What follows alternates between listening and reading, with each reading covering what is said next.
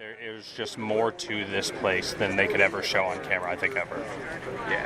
You can tell, like, everyone, like, enjoys it. Like, the atmosphere is just, like, everyone knows that this is, like, a privilege, so everyone's super respectful. And they run it really well. It's run like we were joking earlier. It's like the Chick-fil-A of golf courses, right? Welcome to AI Powered by People, where we explore what happens when brands gain voices shaped by your interactions. I'm Sarah Nagle, and we're exploring a world where everyday items and experiences become your companions, learning from you and answering your questions. Each episode will explore brands through the eyes of consumers and industry experts. And we'll chat with Vurbs, our AI companions that bring these experiences to life. Today, we're stepping onto the sacred soil of Augusta National Golf Club, home of the legendary Masters Tournament.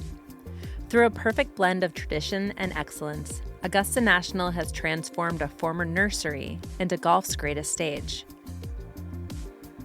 On Sunday, April 13th, Rory McIlroy achieved one of golf's most prestigious accomplishments, the career Grand Slam, with his dramatic playoff victory against Justin Rose at the 2025 Masters. A career Grand Slam means winning all four of golf's major championships at least once: the Masters, the U.S. Open, the Open Championship, and the PGA Championship.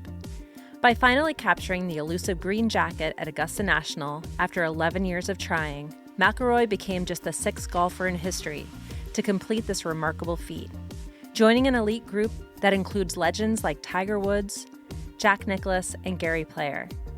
The emotional scenes that unfolded on the 18th green marked the culmination of a journey that places McIlroy in the pantheon of golf's all-time greats. The Augusta National story began in 1931 when Bobby Jones and Clifford Roberts discovered this perfect piece of Georgia paradise. What started as a dream to create the ultimate golf sanctuary has become a cathedral of the sport, where every blade of grass tells a story and every azalea holds a memory. In 1934, this hallowed ground became home to the Masters Tournament, which would become one of golf's four major championships and its most prestigious event. The Masters' significance stems from several unique factors. It's the only major championship played at the same course each year. Its winners receive the iconic green jacket. And it represents Bobby Jones' vision of bringing together the world's finest golfers in a setting of unparalleled beauty and tradition. The tournament has become synonymous with excellence in golf, creating countless historic moments and crowning legendary champions who have shaped the sport's history.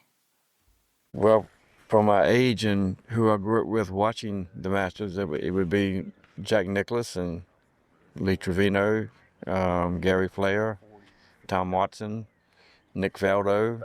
I don't know.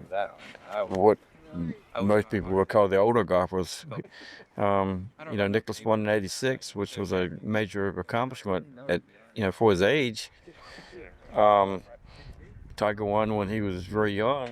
I mean, it's just a special place. I mean, it's like no other place in the world, really. I mean, it's until you come and see it for one time or the first time, it's hard to describe. But once you've seen it, you have an appreciation for it. That was Walter, a Masters Tournament volunteer. He, like many attendees and golf lovers from afar, holds a deep fondness for Augusta National and often speaks of its unique character. It's gorgeous, and I actually love that you can't bring your phones in. I think there's a beauty about that. It's way more intentional. I believe the Masters is a special golf tournament because it is held in such a beautiful place.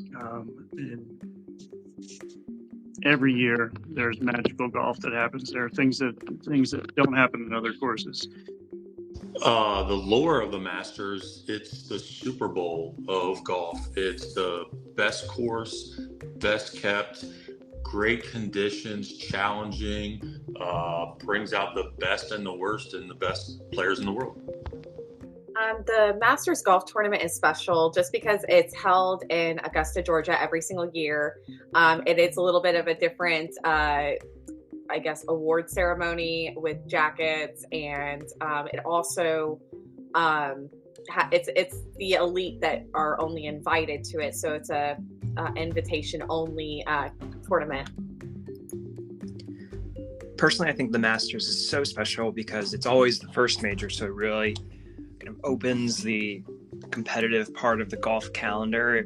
For us in the Northeast, it signifies the beginning of spring and the time you can finally get outside, dust the clubs off, and go out and play, which is awesome. I think the fact that it's at the same venue, it's been at the same venue since its inception, allows the Masters to have built that importance in the grand scheme of golf. Every other tournament changes year over year, but you always know that this course that has stood the test of time is going to be the first major and really the measuring stick for the rest of the year, and the measuring stick for a lot of golfers when it comes to their legacy on the tour.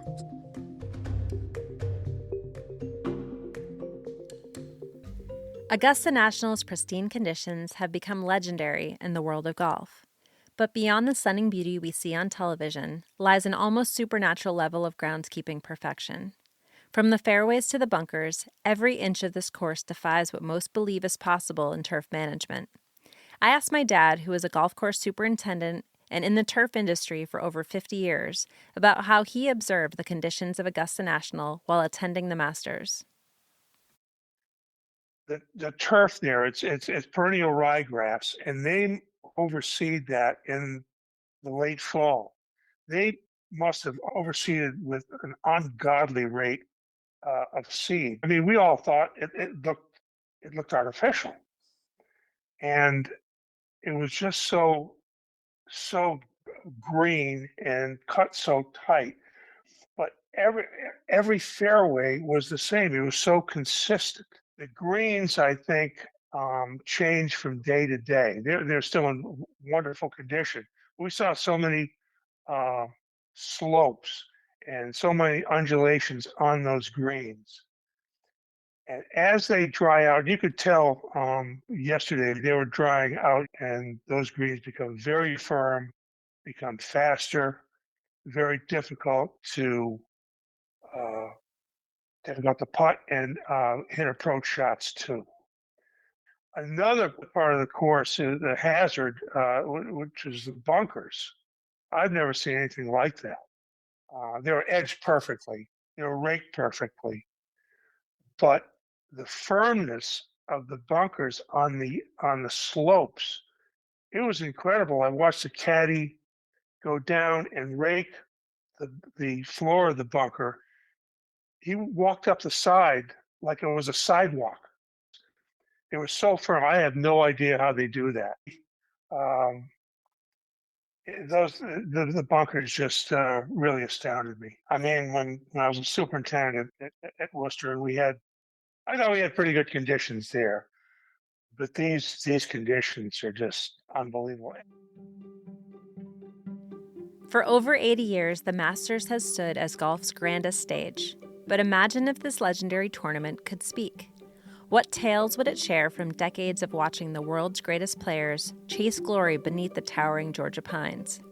From Butler Cabin to Magnolia Lane, this championship has witnessed every magical moment. What stories would golf fans most want to hear from Augusta National's most distinguished event? I would like to know which golfers were its favorites to host for the event. I would like to know which tournaments were the most memorable and had the most interesting and unique moments. All of the cool things that it's seen before I was here. Like, I think I would talk to it about the coolest experiences, like either like achievements or failures that the course itself has watched.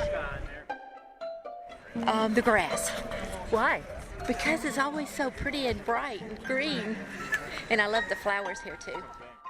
I would say the transformation when it went from like a normal course to the prestigious, well-known Augusta National, what that was like.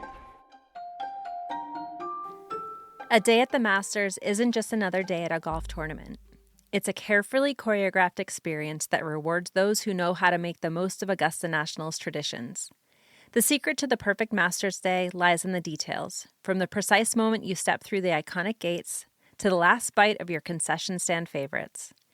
Every seasoned Augusta patron has their own ritual, their own special way of savoring these special days.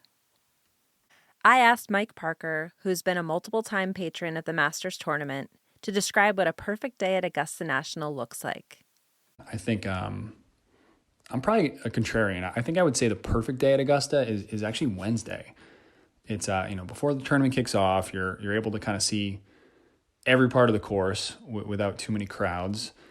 You can bring a camera. That's huge. I think it's the only day you can do that. You can get autographs, and the biggie for me is the par 3. I think it's super special. You get to see players with their kids and their wives and their families, and I mean, in some cases their grandkids.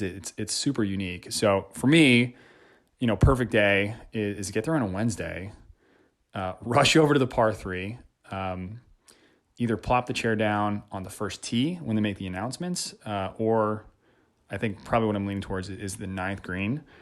So you can see people finish, and that's where they get autographs and kind of hang with their families. And I think that's what I would do. I'd head over to the 9th, and then I'd probably just walk the course, eat a ton of pimento cheese sandwiches, and see as much as I could before I walked over to the par 3 and really kind of just hunkered down and enjoyed it for most of the afternoon.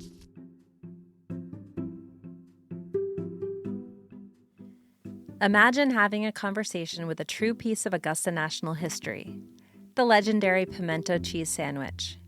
We created a verb that embodies the beloved Masters tournament tradition that's been delighting patrons since the 1960s. What you're about to hear is Pimento answering our questions. Hello, pimento cheese sandwich. Nice to meet you. Well, howdy, y'all. Bless your hearts for having me. You can call me Pimento. I've been serving up Southern charm between 2 slices of white bread at Augusta National since way back when, and let me tell you, it's been a slice of heaven. I'm not just any old sandwich, mind you. I'm a tradition, a taste of history, wrapped up in a little green jacket. Well, wrapper, that is. For just $1.50, I'm probably the best bargain in all of sports, and I'm here to share a little bit of my story with y'all today. You're arguably the most famous sandwich in sports. What's your secret? I reckon my secret isn't just one thing, but a whole combination of blessings. It's the simple, fresh ingredients, the soft white bread, and that distinctive pimento cheese spread made fresh daily right here at Augusta National. And of course, it's the tradition. I've been served at the Masters for generations, enjoyed by champions and folks just happy to be here. Where is your favorite spot to have lunch on the course? Well now, sugar, I don't actually eat lunch. I am lunch. But if I were a patron, I reckon my favorite spot would be right by the 12th tee. It's a beautiful spot right in the heart of Amen Corner, and you get a great view of the players teeing off on that challenging par 3. Plus, you're just a hop, skip, and a jump from the concession stand, where folks can grab a bite of yours truly. It's the perfect combination of thrilling golf and Southern hospitality. If you could collab with a brand, what would it be and why? A pimento cheese sandwich like myself doesn't go looking for collaborations lightly. We're talking Augusta National here. Not just any old picnic. But if I had to pick, I'd say Titleist. They understand tradition, quality, and the love of the game just like we do here at the Masters. Imagine a Titleist golf ball with a tiny green wrapper just like mine, or maybe a special edition pimento cheese-colored Pro V1. It'd be a match made in golf heaven, y'all. Plus, I hear those Titleist folks are mighty fond of a good old-fashioned pimento cheese sandwich themselves.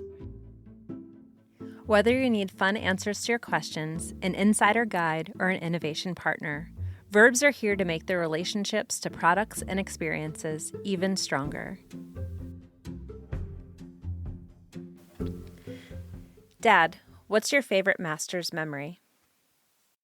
I will maintain the greatest golf shot I've ever seen was in 2005 when Tiger on number 16 chipped that ball in. That was the one where the Nike logo hung on the lip for a second and then went in.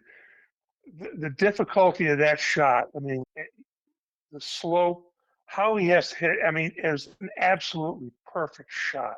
That's the one that I really, I would say is the greatest memory that I have. That was just the greatest golf shot I've ever seen.